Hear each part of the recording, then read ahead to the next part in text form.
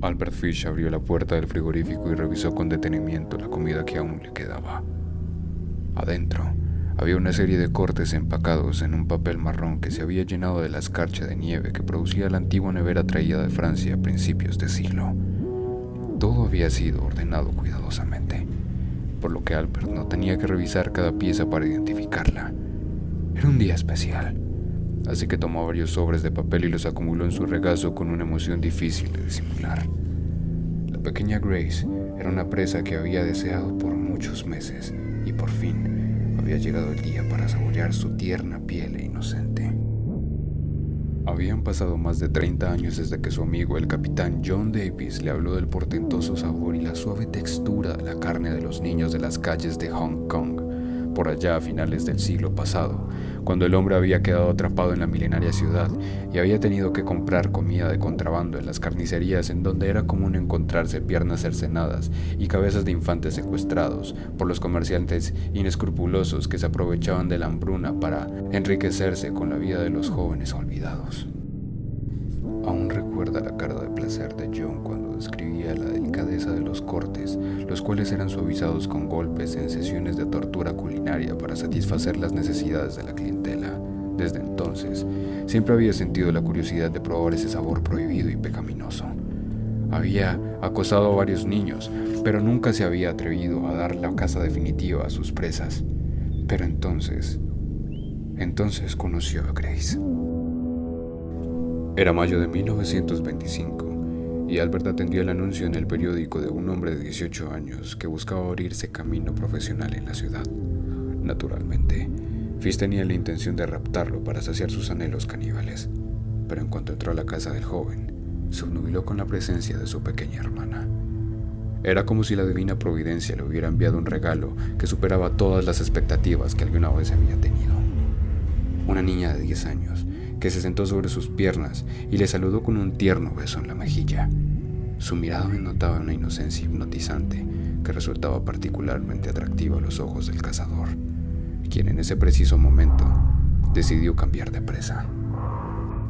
A diferencia de las veces anteriores, en esta ocasión Fish se aproximó con cautela. Dedicó varios días a ganarse la confianza de la familia de la pequeña Grace, hasta que un día le permitieron ir con ella a una fiesta. Entonces, la llevó a una casa abandonada donde tenía todo preparado para robarse su vida de forma definitiva. Y ahora estaba allí, en la rústica cocina de su casa neoyorquina, disponiéndose para la preparación de su manjar anhelado. Tomó los cortes del estómago previamente salteados y los picó en pequeños trozos que puso dentro de una refractaria metálica embadurnada en mantequilla. Preparó una mezcla de cuadros de cebolla, zanahoria, nabos y apio, la cual condimentó con sal y pimienta.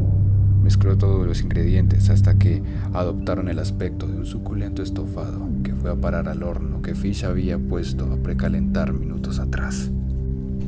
Mientras el plato principal se cocinaba, tomó las mejillas mutiladas de la niña y las abrió para cortarlas en tiras. Su amigo, el capitán Davis, le había contado que esa parte del cuerpo tenía un sabor que le resultaría inolvidable a cualquier mortal, similar al del tocino, por lo que decidió hacer cortes similares, los cuales puso a asar acompañados de ajo en una vieja sartén que había heredado de su familia disfuncional. 15 minutos después, la carne ya estaba en su punto, pero la preparación no había terminado, pues la receta demandaba que luego de ser rostizada, la carne debía ser cocida en una olla con agua y cebollas, lo que le daría un sabor jugoso y llevaría la sazón a su punto perfecto. Entonces, tomó los restos de la pequeña Grace, junto a 4 cebollas, y los batió en un caldero con una gran cuchara de madera, tal cual como su viejo amigo antropófago le había enseñado. A medida que pasaban los minutos, el apartamento entero había dejado ese particular olor a humedad y Fish comenzaba a experimentar los cándidos aromas que solían fraguarse en las cocinas más exclusivas de todo el planeta. El estofado dentro del horno ya había adquirido sus tonos ocres y las fibras de las mejillas de Grace se habían recogido con el calor del consomé de cebolla.